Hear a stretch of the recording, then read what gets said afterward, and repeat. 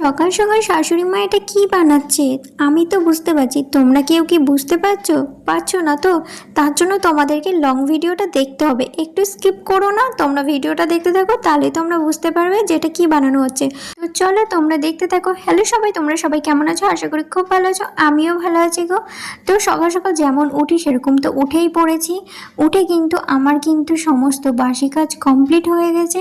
হয়ে যাওয়ার পরে কিন্তু দেখো, আমি যেহেতু এই জামা কাপড়গুলো কেচেছি তার জন্য কিন্তু ছাদে মেলতে চলে এসেছি। তখন সকাল কিন্তু 7:10 বাজে, আর আমার কিন্তু সমস্ত কাজ কমপ্লিট হয়ে গেছে। সমস্ত হয়ে গেছে, কিন্তু আমার নিজের এখনও কোনো কিছু হয়নি। নিজের বলতে হ্যাঁ, ড্রেসটা চেঞ্জ করেছি, যেহেতু বাসি ড্রেস চেঞ্জ করে মেলা হয়ে গেল। আর নিচে এসে এই যে আমার ব্রাশ করা, সেটা আমার কখনোই আগে হয় না ঘুম থেকে উঠে। কেন জানি না, এটা আমার আগাগোড়া থেকে অভ্যাস। মানে আমি বিয়ের আগেও তাই করতাম, ঘুম থেকে উঠে, বিয়ের আগে তো সেরকম কাজ করতাম না। ঘুম থেকে উঠে তখন ব্রাশ করে খাওয়া দাওয়া করে নিতাম, মানে চা খেতাম না আমি তখন, মুড়ি বিস্কুটটাই খেতাম। আর এখন তো চেঞ্জ হয়ে গেছে, অনেক কিছু চেঞ্জ করে ফেলেছি। জানো তো, আমি কিন্তু বিয়ের আগে অনেক চা খেতাম, মানে ছোটোবেলায় তো খুবই চা খেতাম। তারপরে আস্তে আস্তে যখন বড় হলাম, তখন না আস্তে আস্তে আমার পেটে ব্যথা শুরু হয়ে গেল। তারপর থেকে মানে পেটে ব্যথা হতো আর হসপিটালে ভর্তি হতাম। মানে মাসে যে আমি কতবার হসপিটালে ভর্তি হয়েছে তার ঠিক নেই। আর তারপরে ডাক্তার বলল কি যে চা খাওয়া বন্ধ করতে হবে, ও সকালবেলায় যেন মুড়ি বিস্কুটটা খায় বা জল মুড়ি খায়, এইসব যেন খায়, যেন চা না খাই। তারপর থেকে চা খাওয়া আমি বন্ধই করে দিলাম। হ্যাঁ, আমিও এটা দেখেছি লক্ষ্য করে, আমি যখনই চা খেতাম তখনই কিন্তু আমার পেটে ব্যথা শুরু হয়ে যেত। তারপর থেকে আমিও চা খাওয়া বন্ধ করে দিলাম। আর আমাকে তখনও কিন্তু বলেছিল খালি পেটে জল খেতে, তখন আর খেতে পারতাম না, বিয়ের পর জল খাওয়া স্টার্ট করলাম। তো এখন আমি ভালোই আছি, এখন সেরকম অতটা গ্যাস অম্বল হয় না, আর সেরকম পেটে ব্যথাও করে না। তো যাই হোক, আর আমি কিন্তু ছাদে থেকে চলে আসার পরে কিন্তু তোমরা দেখলে আমি বিছানা গোছাচ্ছিলাম। যেহেতু বড় উঠে গেছে, উঠেও বাথরুম চলে গেছে, বাথরুমে গিয়েছে বলে ওর জন্য আমি বিছানাটা তুলে নিতে পেরেছি। তো জানো তো, আমি যখন ঘুম থেকে উঠে পড়ি, ওঠার পরে কিছুক্ষণ পরে ও কিন্তু উঠে পড়ে। এখন এখন আর ওকে ডাকতে হয় না, মানে আমার বরকে, যে উঠো উঠো, আগে খুব ডাকতে হতো, উঠতে চাইতো না, ঝিল্লি খেত। আর এখন কিন্তু ওকে ডাকতে হয় না, ও নিজে থেকেই উঠে পড়ে। আমি উঠার যখন সমস্ত কাজ হয়ে যায় তারপরে কিছুক্ষণ পরে উঠে পড়ে।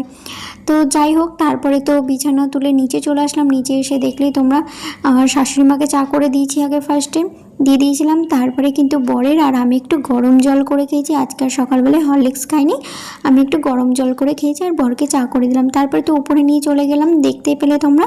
তারপরে বরকে দিলাম, আমি খেলাম, তারপরে চলে আসলাম নিচে। নিচে এসে তারপরে যেহেতু বরমশাই বলেছে লিট্টি খাবে, তার জন্য এই যে পুর তো শাশুড়ি মা ফার্স্টে বানিয়ে নিয়েছে, আর আমি ময়দাটা মেখে দিয়েছি, দেখতেই পেলে তোমরা। আর এদিকে কিন্তু শাশুড়ি মা এই যে গোল গোল ময়দা শেপ করে পুরটাকে ভরে, তারপরে এই দেখো এখন কিন্তু গরম তেলে ভাজা হচ্ছে। তেলটা কিন্তু গরম করে নিতে হবে ভালো করে, আর একটা একটা করে লিট্টিগুলো ভেজে নিতে হবে তেলের মধ্যে দিয়ে ভালো করে। আর গ্যাসটা কিন্তু আস্তে করে দিয়েই ভাজতে হবে, গ্যাসটা জোরে করলে দিলে ভেতরের যে মানে পুরটা দেওয়া আছে সেটা কিন্তু ভালো করে ভাজা হবে না, মানে কাঁচা কাঁচা থেকে যাবে। সেজন্য কিন্তু গ্যাসটা আস্তে করে দিয়ে ভাজতে হবে। তো ভাজা কমপ্লিট হয়ে গেছে। আর তোমরা এই কটা দেখছো, এই কটা কিন্তু না, আমার বর কিন্তু টিফিন নিয়ে চলে গেছে, 10টা টোটাল লিট্টি নিয়ে গেছে, সবাইকে দিয়ে খাবে তাই। আর যেটা দেখলে আমি হাতে ধরলাম, সেটা কিন্তু রোল ছিল, নারকেলের রোল। শাশুড়ি মা বানিয়েছিল রবিবারের দিন রাত্রিবেলাতে, তারপরে 3টে রয়ে গেছিলো, সেটা ফ্রিজে রাখা হয়েছিল। আমি যেহেতু ফ্রিজ থেকে বার করে, যেহেতু ঠান্ডা ছিল, আর গরম করে নিলাম একটু গরম তেলের মধ্যে, যেহেতু এটা কালকে বের করা হয়নি, কালকে যেহেতু সোমবার খেতে পারবো না বলে, তার জন্য কিন্তু আজকে বের করে ওটা ভেজে নিলাম একটু গরম তেলে। আর কালকে বার করা হয়নি কারণ হচ্ছে ওটার মধ্যে কিন্তু নারকেলের রোলটাতে পেঁয়াজ দিয়ে তৈরি করা হয়েছিল। আমাকে বলেছিল ভিডিও করার জন্য, যেহেতু আমার খুব মাথা যন্ত্রণা করছিল সেদিনকে সন্ধেবেলায়, তো সেদিনকে সেজন্য আমি ভিডিও করতে পারিনি। আর নেক্সট টাইম যখন আবার শাশুড়ি মা বানাবে নারকেলের রোলটা, সেদিনকে কিন্তু তোমাদের সঙ্গে আমি শেয়ার করব অবশ্যই। আর তোমাদেরকে তো বলাই হলো না, লিট্টির যে পুরটা বানানো হয়েছে সেই পুরটাতে কি করে তৈরি করলো শাশুড়ি মা, সেটা চলো তোমাদেরকে বলি। প্রথমে তো ছাতু নিয়ে নিল, ছাতুর মধ্যে কিন্তু কালো জিরে, নুন, সামান্য তারপরে সামান্য চিনি আর সামান্য একটু জোয়ান আর লেবুর রস দিয়েছিল। আর তোমরা চাইলে কিন্তু একটু আচারও দিতে পারো।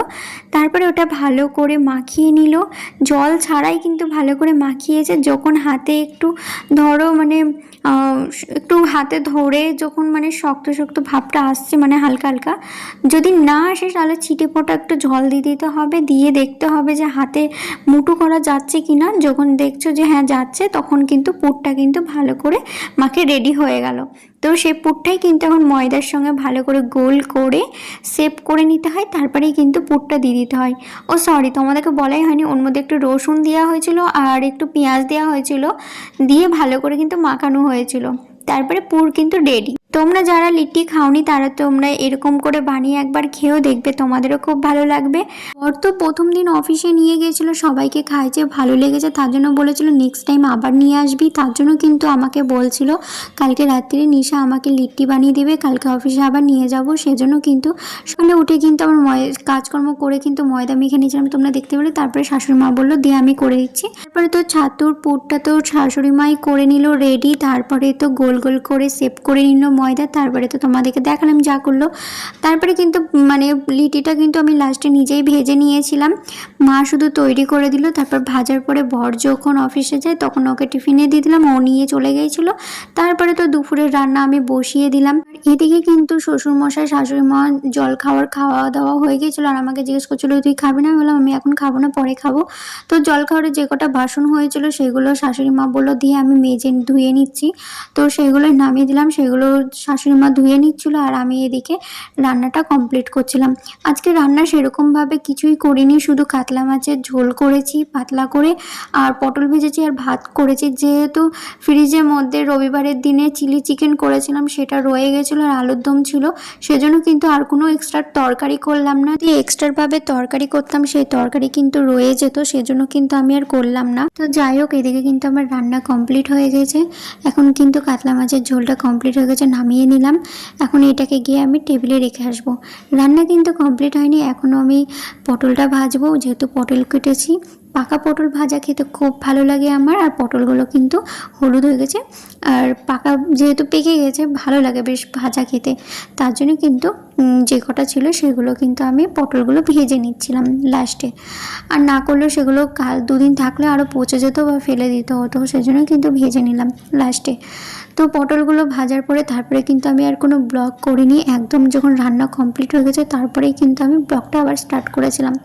তো রান্না তো কমপ্লিট হয়ে গেছে। দেখো মাছের ঝোল, ভাত, পটল ভাজা, আর পাশে কিন্তু তোমাদেরকে বললাম চিলি চিকেন করা হয়েছিল রবিবারে, ওটা পাশে রাখা আছে। আলুর দমটাও পাশে রেখে দিয়েছি বার করে ফ্রিজ থেকে। সমস্ত নিচের কাজ কমপ্লিট করে তারপরে দেখো উপরে আসলাম এক্ষুনি, আর আসার সময়তে কিন্তু একটু ছোলা সিদ্ধ নিয়ে চলে আসলাম, যেহেতু সকাল থেকে কিচ্ছু খেয়েছিলাম না। এই ছোলা সিদ্ধ আর একটা নারকেলের রোল নিয়ে আসলাম। তো এইটাই এখন খেয়ে নিচ্ছিলাম। খাওয়ার পরে কিন্তু আমার এখনও কিন্তু কাজ শেষ হয়নি, কমপ্লিট হয়নি এখনও। কিন্তু দেখো ছাদে যেহেতু জামা কাপড় আছে সেইগুলোই কিন্তু তুলতে চলে এসেছি। হ্যাঁ, ফার্স্টে কিন্তু আমি এসে যে ভেজা জামা কাপড় যেগুলো ছিল, শাশুড়ি মায়ের নাইটি ছিল, সেগুলো কিন্তু আমি সিঁড়ির ওখানে দড়ি আছে সেখানে কিন্তু মেলে দিলাম। মেলার পরে শুকনো জিনিসগুলো যেগুলো সেইগুলো কিন্তু আলাদাভাবে আবার তুলে নিলাম। সেটাই তখন ভিডিওটা স্টার্ট করেছিলাম, যখন শুকনো জামা কাপড়গুলো আমি তুলি। তো আর শুধু বাবারে যে লুঙ্গিটা ছিল ভেজা, ওটা বুঝতে পারিনি, তারপরে যে মেলে দিলাম। মিলে তারপরে আমি নিচে চলে আসলাম। নিচে এসে দেখো শুকনো জিনিসগুলো হাতে হাত যদি গুছিয়ে না নিই না, পরে আর ইচ্ছে করে না গুছোতে। তার জন্য কিন্তু আমি বসে ক্লান্ত হয়ে গেছি, তাই একটু বসে রেস্ট নিলাম। তারপরে দেখো জামা কাপড়গুলো গুছিয়ে নিচ্ছিলাম। গোছানো তো কমপ্লিট হয়ে গেল জামা কাপড়। তারপরে যেখানকার জিনিস সেখানে সব রেখে দিচ্ছিলাম। বরের ওয়ার্ড্রবে বরের জিনিস রেখে দিলাম, আমার ওয়ার্ড্রবে আমার জিনিস। তারপরে শাশুড়ি মায়ের জিনিসটা যখন আমি নিচে গেছিলাম তখন নিচে নিয়ে চলে গেছিলাম সঙ্গে সঙ্গে। আর আমার কিন্তু স্নান হয়েছিল না, তারপরে কিন্তু আমি স্নানে ঢুকে গেলাম। স্নান করে বেরিয়ে ফ্রেশ হয়ে গেছি, তারপরে কিন্তু নিচে চলে এসেছি, যেহেতু প্রচণ্ড খিদেও পেয়ে গিয়েছিলো। আর নিচে এসে তারপরে দেখলাম বাবাও চলে এসেছে, বাবা স্নানে গেল, তো বললো আমারও তাহলে ভাতটা বেড়ে ফেল। তারপরে দেখো বাবার আর আমার ভাত বেড়ে ফেলাম। আর যেহেতু শাশুড়ি মা ঘুমোচ্ছিল তার জন্য শাশুড়ি মাকে আর ডাকা হয়নি, আমি আর বাবা কিন্তু খেয়ে নিলাম। খাওয়া তো কমপ্লিট হয়ে গেল। তারপরে আমি চলে আসলাম ওপরে। ওপরে এসে এই দেখো ব্যালকনিতে দাঁড়িয়ে আমি চুলটাকে ভালো করে শুকিয়ে নিচ্ছিলাম, যেহেতু চুলটা খুব ভেজা, আর ভেজা চুলে শুলে আমার খুব মাথা যন্ত্রণা করে এখন, তার জন্য কিন্তু দাঁড়িয়ে আমি শুকিয়ে নিচ্ছিলাম। তো ভিডিওটা আমি জানি অনেকটা লং হয়ে গেল, কে দেখবে না দেখবে আমি জানি না, তবে দেখো তোমরা প্লিজ অবশ্যই। আর দেখা হচ্ছে আবার নেক্সট ব্লগে। তোমরা ভালো থেকো, সুস্থ থেকো। আজকের মতো ব্লগটা এখানেই শেষ করছি। বাই।